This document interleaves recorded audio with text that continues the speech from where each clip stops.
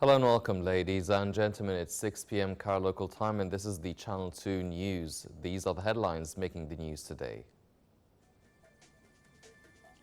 The General Command of the Armed Forces says 77 militants are killed in military operations in northern and central Sinai. Iraq protests spread after 5 protesters were killed outside Iran consulate in Karbala.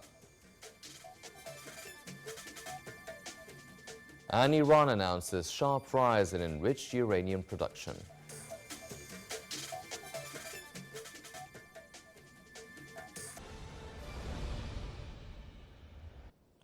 Welcome back. I'm Henny Saif, and these are the details. The General Command of the Armed Forces on Monday said 83 terrorists were killed in nationwide anti-terror operations over the previous period, including 77 in northern and central Sinai.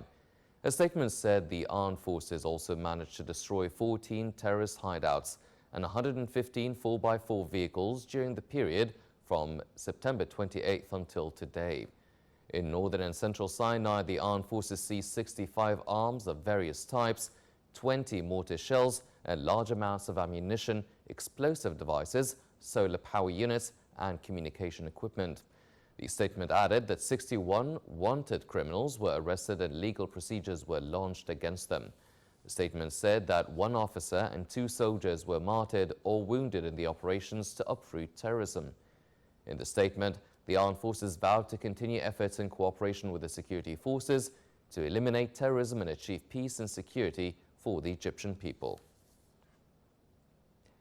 The House of Representatives approved today a presidential decree extending the nationwide state of emergency for 3 months. The approval came 1 day after Prime Minister Dr. Mustafa Madbouli addressed the Parliament and asserted that the declaration of the state of emergency is a necessary measure in light of current regional and internal circumstances. Speaker Dr. Abdul said 450 representatives voted for the extension.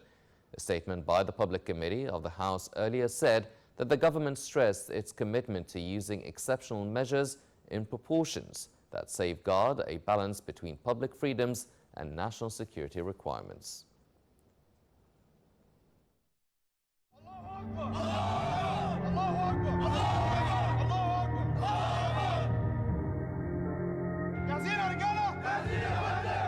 تقدم مصر شهداء للحفاظ على أرضها. كل يوم بيسقط من الجيش ومن الشرطة شهداء كي تحيا مصر. حالفين بعون الله طول ما احنا فينا الروح يا بلدنا في لبنان ومعانا فين ما نروح.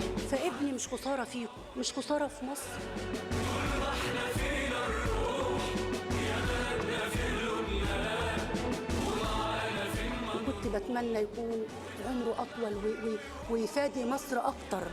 أنا ببكي بكاء الفراق.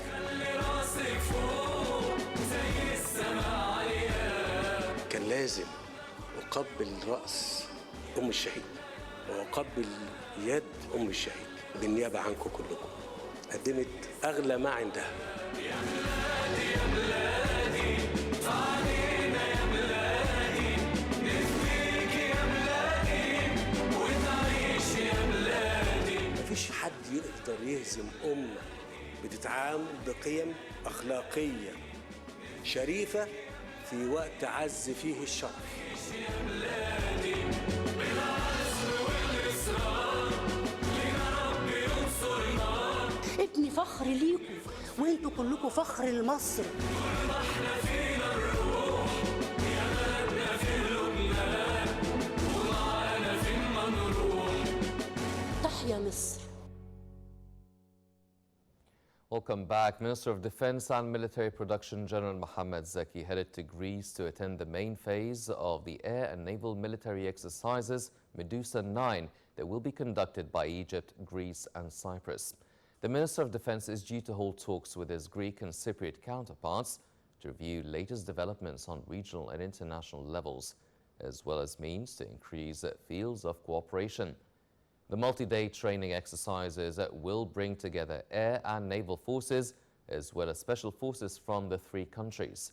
Medusa joint military exercise, which will take place in the Mediterranean, is considered one of the major naval and air joint exercises that reflects the growing partnership and cooperation in safeguarding vital and economic targets in the Mediterranean against any potential threat.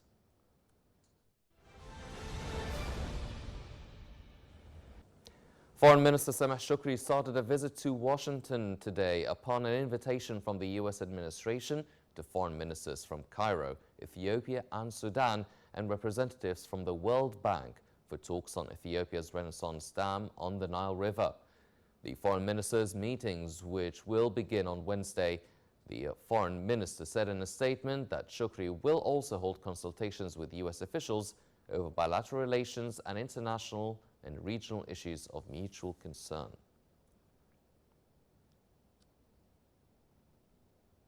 Foreign Minister Sameh Shoukry today received a phone call from Germany's National Security Advisor over bilateral relations and issues of mutual concern. The top diplomat expressed appreciation for the continuing of the progress in relations between both countries, describing distinguished cooperation relations between Egypt and Germany as the most important Egyptian partnership with a European country. The talk also probed preparations for the third summit of the Group of 20 Initiative for Partnership with Africa.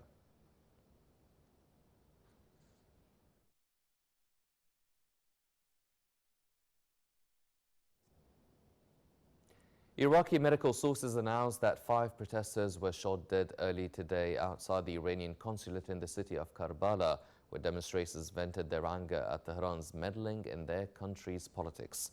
The unrest was part of a wave of ongoing protests, roadblocks, and a campaign of civil disobedience against the Iraqi government, which the demonstrators accused of rampant corruption and blamed for poverty and unemployment. In response, Iraqi President Barham Saleh has proposed early elections after a new voting law is agreed. In Geneva, the first meeting of a group of 45 delegates of the Syrian Constitutional Committee tasked with drafting a new constitution or amending the country's existing constitution began. The committee, which comprises of a total of 150 delegates from the Syrian government, opposition and civil society, met for the first time on Wednesday. UN Syria envoy Geir Pedersen on Friday voiced hope over talks in Geneva, adding that they would lead to possible elections as part of a UN peace plan. The constitutional review is a central part of the UN plan defined by Security Council Resolution 2254, adopted in December 2015. The resolution also calls for UN-supervised elections. Turkey will send captured Daesh terrorists back to their countries, even if their citizenships have been revoked. Turkish Interior Minister Süleyman Soylu made the announcement on Monday as he criticized the approach of European countries on the issue. Soylu had complained of European inaction on the matter of dealing with the Daesh terrorists.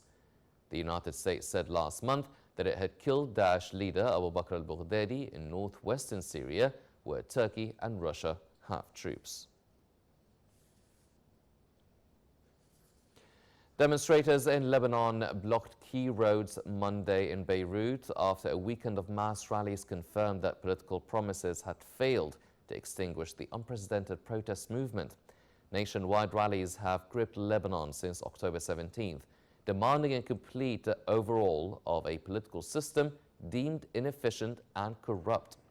Demonstrators battled on, vowing to keep up their street movement until all their demands are met, including the formation of a technocrat government. Schools had been due to reopen on Monday after weeks of sporadic closures, but some remained shut as much of the country as was on partial lockdown for a third Monday.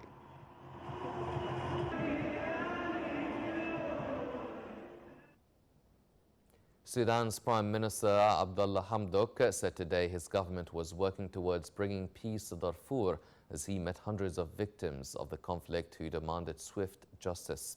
Hamdok's one-day visit was his first as Prime Minister to the region, where a conflict that erupted in 2003 has left hundreds of thousands dead and millions displaced.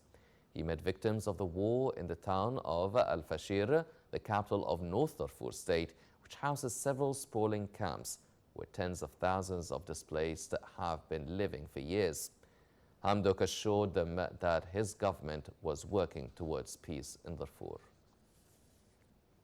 And Iran said Monday its enriched uranium production has reached 5 kilograms per day, more than 10 times the level 2 months ago when it abandoned a number of commitments to the 2015 nuclear deal. The head of Atomic Energy Organization of Iran, Ali Akbar Salehi, announced that Iran has also developed 2 new advanced centrifuges, one of which is undergoing testing. U.S. President Donald Trump withdrew the United States from a landmark 2015 nuclear deal between Iran and world powers last year and reimposed punishing sanctions. Tehran has hit back with 3 countermeasures since May, reducing parts of its compliance with the deal. A London gallery has extended its opening hours to allow more visitors to an exhibit dedicated to Egyptian pharaoh Tutankhamun, entitled Tutankhamun, Treasures of the Golden Pharaoh. The exhibit began on Saturday, displaying 150 artifacts that are traveling outside Egypt for the very last time.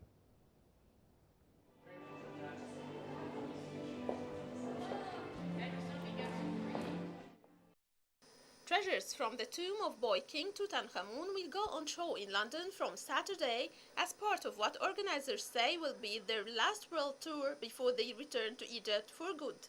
More than 150 items from statues and sculptures to a silver trumpet and a funerary bed will be exhibited in Tutankhamun Treasures of the Golden Pharaoh at the capital's Saatchi Gallery.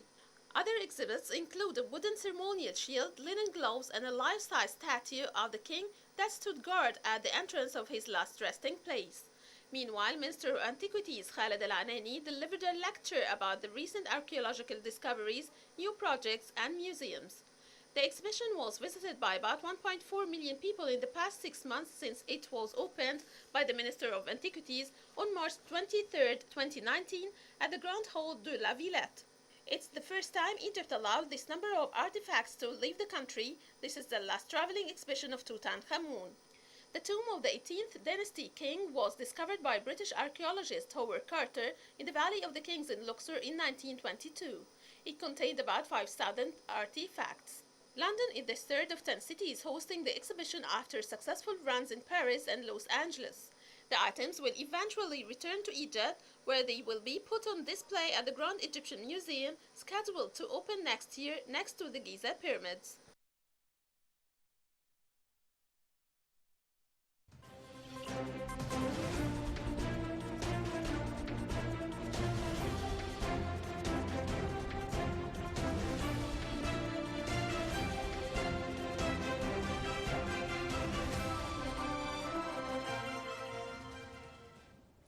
These were the political news. Now it's time for the business updates, where Egypt's stock market indices were mixed during today's dealings amid purchasing operations by foreign corporations and local investors offset by selling operations by local and Arab corporations.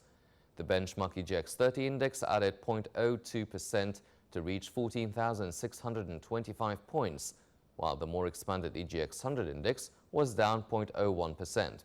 The capped EGX30 index fell 0.3% and the medium capped EGX70 index declined 0.4%. Asian countries held conclusive talks on what could be the world's biggest trade pact, and there will be an announcement of success at a summit in Bangkok, despite doubts raised by India.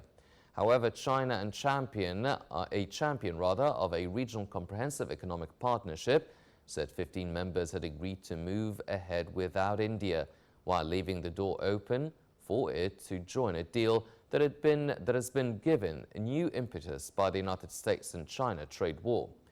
Despite a message of support from U.S. President Donald Trump to the Association of Southeast Asian Nations, ASEAN, regional countries noted that Washington had downgraded its delegation for the annual Asian gathering.